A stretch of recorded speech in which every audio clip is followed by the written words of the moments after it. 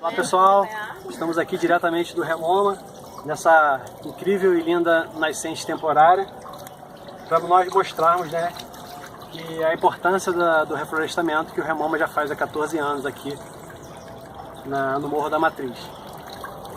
É isso aí, ó, água pura.